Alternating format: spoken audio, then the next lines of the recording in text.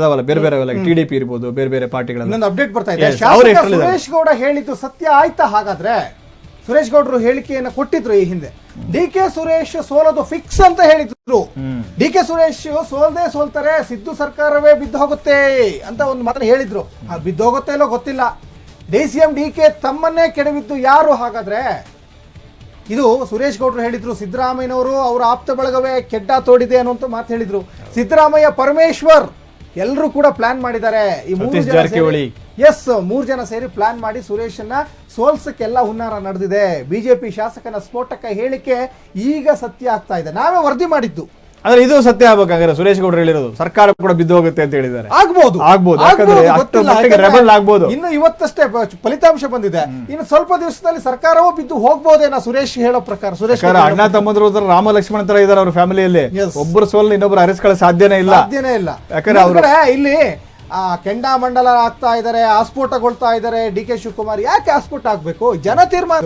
ಪ್ರಜಾಪ್ರಭುತ್ವದಲ್ಲಿ ಇಲ್ಲಿ ಜನ ತೀರ್ಮಾನದ ಹೊರಗಡೆ ಹೇಳೋದು, ಒಳಗಡೆ ಇದಾಗಿದೆಯಲ್ಲ ತೀರ್ಮಾನ, ಈ ತೀರ್ಮಾನದ ವಿರುದ್ಧ ಇದಕ್ಕೀಗ ಒಳಗಡೆ ಆಗಿದ್ದಕ್ಕೆ ಅವ್ರೇನಾದ್ರು ಕಚ್ಚಾಡ್ಕೊಳ್ಳಿ, ಇದು ಪಬ್ಲಿಕ್ ಗೆ ಹಾನಿ ಏನಾಗುತ್ತೆ ಅಂತ ನಾವ್ ಹೇಳ್ತಾ ಇದ್ದೀವಿ.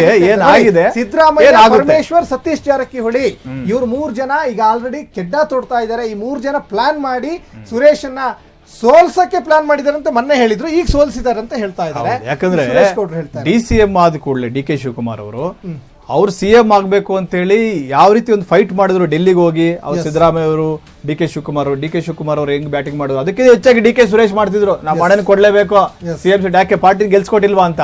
ಅದು ಸ್ವಲ್ಪ ಎಲ್ಲೋ ಜಾಸ್ತಿ ಆಗಿದೆ.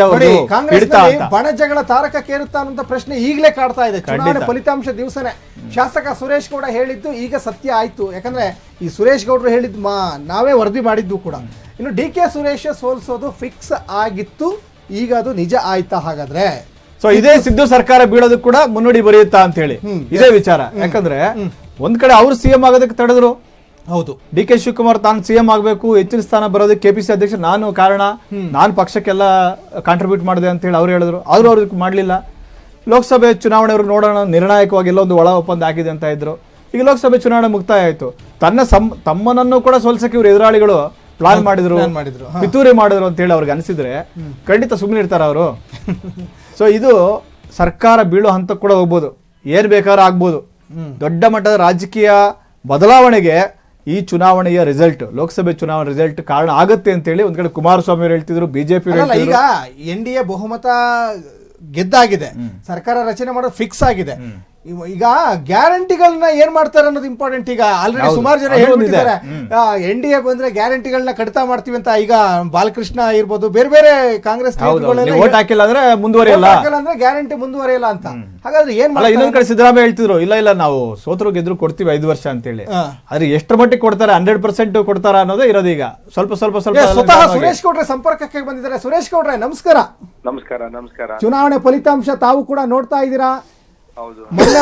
ಮೊನ್ನೆ ಒಂದು ಭವಿಷ್ಯ ನುಡಿದಿದ್ದೀರಾ. ಡಿ ಕೆ ಸುರೇಶ್ ಸೋಲಿಸ್ಲಿಕ್ಕೆ ಪಕ್ಷದ ಒಳಗಡೆ ಹೆಣದಿದ್ದಾರೆ ಬಲೇನಾ ಅಂತ. ಆ ಮಾತಿಗೆ ನಿಜ ಆಯ್ತಾ ಅಂತ? ಅಲ್ಲ, ಅದನ್ನ ಅಲ್ಲಿ ನಾನು ಕುಣಿಗಲ್ ವಿಧಾನಸಭಾ ಕ್ಷೇತ್ರಕ್ಕೆ ಸಂಬಂಧಪಟ್ಟವನು. ಎಲ್ಲ ನಮ್ಮ ಸಂಬಂಧಿಕರು, ನಮ್ಮ ರಾಜಕೀಯ ಸ್ಟಾರ್ಟ್ ಆಗಿದೆ ಅಲ್ಲಿಂದ. ಅಲ್ಲಿ ಹೋದಾಗ ಅಲ್ಲಿನ ಮತದಾರರು ಹೇಳಿದ್ರು, ಯಾಕಂದ್ರೆ ನಮಗೆ ಸಂದೇಶ ಬಂದಿದೆ ಸೋಲಿಸ್ಬೇಕು ಅಂತ ಹೇಳಿ. ಈ ಸಿದ್ದರಾಮಯ್ಯನವರು, ಪರಮೇಶ್ವರ್ ಅವರು, ಜಾರಕಿಹೊಳಿ ಅವರು ಇವರೆಲ್ಲ ಸಂಚು ರೂಪಿಸಿದ್ರು ಅಂತ ಮುಂಚೆನೆ ಮಾಹಿತಿ ಇತ್ತು. ಆ ಕಾರಣಕ್ಕಾಗಿ ನಾನು ಅದನ್ನ ಸತ್ಯನ ರಿವೀಲ್ ಮಾಡಿದೆ ಅಷ್ಟೇ, ಬೇರೆ ಇನ್ನೇನಿಲ್ಲ. ಜನ ಹೇಳಿದ್ ನಾನು ಹೇಳಿದ್ದೆ ಅಷ್ಟೇ, ನನಗೇನು ಪೊಲೀಸ್ ಇಂಟೆಲಿಜೆನ್ಸ್ ಇರ್ಲಿಲ್ಲ. ಜನ ಯಾವ ಕಾರಣಕ್ಕೆ ಆ ರೀತಿ ಹೇಳಿದ್ರು ಅವ್ರು ಪಿತೂರಿ ಮಾಡಿದಾರೆ ಅಂತ ಹೇಳಿ? ಏನ್ ಕಾರಣ ಅಂತೆ? ಅಂದ್ರೆ ಏನ್ ಕಾರಣಕ್ಕೆ ಪಿತೂರಿ ಮಾಡಿದ್ರಂತ ಇವರು 3 ರಾಷ್ಟ್ರದಲ್ಲಿ ಏನಂದ್ರೆ ಡಿ ಕೆ ಶಿವಕುಮಾರ್ನ ಮುಖ್ಯಮಂತ್ರಿ ಆಗುವಂತ ಅಭ್ಯರ್ಥಿ, ಆತನ ನೈತಿಕತೆ ಕುಸಿಬೇಕು ಅಂತಾನೆ ಸಂಚು ರೂಪಿಸಿ ಇದನ್ನ ಸೋಲ್ಸಿದ್ರು ಅಷ್ಟೇ, ಇನ್ನೇನಿಲ್ಲ. ಪಾಪ ಡಿ ಕೆ ಶಿವಕುಮಾರ್, ಸುರೇಶ್ ಅವರು ಒಳ್ಳೆ ಕೆಲಸಗಾರರು, ಸೋಲ್ಸಿದ್ರು ಅಷ್ಟೇ. ಓಕೆ ಸುರೇಶ್ ಗೌಡ್ರ, ಇವತ್ತಿನ ಫಲಿತಾಂಶ ನೋಡಿದ್ರೆ ತಮಗೆ ಏನ್ ಅನಿಸ್ತಾ ಇದೆ? ಯಾಕಂದ್ರೆ ಪ್ರಧಾನಿ ನರೇಂದ್ರ ಮೋದಿ ಅವರು ಅಬ್ಕಿ ಬಾರ್ 400 ಪೀರ್ ಅಂತ ಹೇಳಿದ್ರು, ಆ ಗಡಿ ಇನ್ನೂ ದಾಟಿಲ್ಲ. ತಮಗೇನ್ ಅನಿಸ್ತಾ ಇದೆ?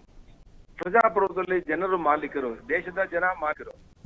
ದೇಶದ ಜನ ಏನ್ ತೀರ್ಪು ಕೊಡ್ತಾರೋ ಅದನ್ನ ಪ್ರಧಾನಮಂತ್ರಿ ಆದ್ರೂ ಸ್ವೀಕಾರ ಮಾಡ್ಬೇಕು, ಮುಖ್ಯಮಂತ್ರಿಗಳು ಸ್ವೀಕಾರ ಮಾಡ್ಬೇಕು. ಅದರಿಂದ ಜನರ ತೀರ್ಪನ್ನ ನಾವ್ ಏನ್ ಹೇಳೋದು, ಜನ ಆದೇಶನ ನಾವು ಸ್ವಾಗತ ಮಾಡ್ಬೇಕು. ಇವತ್ತಿನ ರಿಸಲ್ಟ್ ನಿಮಗೆ ತೃಪ್ತಿ ಕೊಟ್ಟಿದ್ಯಾ? ಲಾಸ್ಟ್ ಅಲ್ಲಿ ಹೇಳ್ತೀನಿ ನಾನು ಅದನ್ನ. ಅಲ್ಲಲ್ಲ ಈಗ ಇನ್ನೊಂದು ಭವಿಷ್ಯ ನುಡಿದಿದ್ರಲ್ಲ, ಈ ಸರ್ಕಾರ ಪತನ ಆಗ್ಬೋದು ಅಂತ ಹೇಳಿ. ಇನ್ನು ಸಿಕ್ಕಿಲ್ಲ. ಅಲ್ಲ ಅದು ಶುರುವಾಗತ್ತ 1 ಗಂಟೆ 2 ಗಂಟೆ ಮೇಲೆ ಸಿಗುತ್ತದು. ದೇಶದ ಒಂದು ಚಿತ್ರಣ ನಮ್ಗೆ NDA ಏನು ಬಿಜೆಪಿ ಏನು ಅನ್ನೋದು ನಮ್ಗೆ ಸುಮಾರು 1 ಗಂಟೆ 2 ಗಂಟೆ ಸಿಗುತ್ತೆ. ಅದು ಅಲ್ಲಲ್ಲ, NDA already magic number cross ಮಾಡಿದೀರಾ ನೀವು. ಮ್ಯಾಜಿಕ್ ನಂಬರ್ ಕ್ರಾಸ್ ಮಾಡಿದೀರಾ. ಇದುವರೆಗೂ ಈಗ ಇನ್ನೂ ಕೂಡ ಹಲವಾರು ಹಂತದ ಮತ ಎಣಿಕೆ ನಡೆಯುತ್ತೆ ಅಲ್ಲ, ಇಲ್ಲಿವರೆಗೂ ಸಿಕ್ಕಿರೋ ಅಪ್ಡೇಟ್ ತಮಗೆ ತೃಪ್ತಿ ತಂದಿದ್ಯಾ ಅಂತ? ಅಲ್ಲ, 3ನೇ ಬಾರಿ ಯಾವಾಗಲೂ ಟಫ್ ಇರುತ್ತೆ ಪ್ರಜಾಪ್ರಭುತ್ವದಲ್ಲಿ. ಏನಂದ್ರೆ anti incumbency will very high. ಭಾರತ ದೇಶ ಅಂತ ಒಂದು ದೇಶದಲ್ಲಿ ಆಂಟಿ ಇನ್ಕಂಬರೆನ್ಸ್ ಇರುತ್ತೆ. 2ನೇ ಬಾರಿ ನಾವು ಮಾಡಿ 3ನೇ ಬಾರಿ ಲಿಸ್ಟ್ ಬಂದಿದ್ವಿ. It's A great achievement. ಅಲ್ಲ ಗೌಡ್ರೆ ತೃಪ್ತಿ ಪಡ್ಕೊಳ್ಳೋದೇನಿಲ್ಲ. ಗೌಡ್ರೆ ಈಗ ಸರ್ಕಾರ ಪತನ ಆಗುತ್ತೆ ಅಂತ ಕೂಡ ಭವಿಷ್ಯ ನುಡಿದಿದ್ರಲ್ಲ, ಈ ಸರ್ಕಾರ ಪತನ ಆಗುತ್ತೆ ಅಂತ ಹೇಳಿ ತಾವು ಭವಿಷ್ಯ ನುಡಿದಿದ್ರಿ. ನನ್ನ ರಿಯಾಕ್ಷನ್ ಕೊಡ್ತೇನೆ.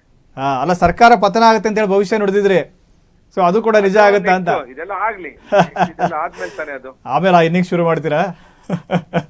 ಥ್ಯಾಂಕ್ ಯು ಸುರೇಶ್ ಗೌಡ್ರೆ. ಥ್ಯಾಂಕ್ ಯು ಸುರೇಶ್ ಗೌಡ್ರೆ, ವಾಹಿನಿ ಜೊತೆ ಮಾತಾಡಿದ್ರಿ. ಅವ್ರು ವೆಯ್ಟ್ ಮಾಡ್ತಾ ಇದಾರೆ ಇನ್ನು ಕೂಡ. ಅಂದ್ರೆ ಇನ್ನು 1 hour ನೋಡೋಣ, ಸೀಟ್ಗಳು ಇನ್ನೂ ಜಾಸ್ತಿ ಸಂಪರ್ಕ ಮಾಡೋಣ ಅವ್ರಿಗೆ, ಆಮೇಲೆ ಏನ್ ಹೇಳ್ತಾರೆ ನೋಡೋಣ.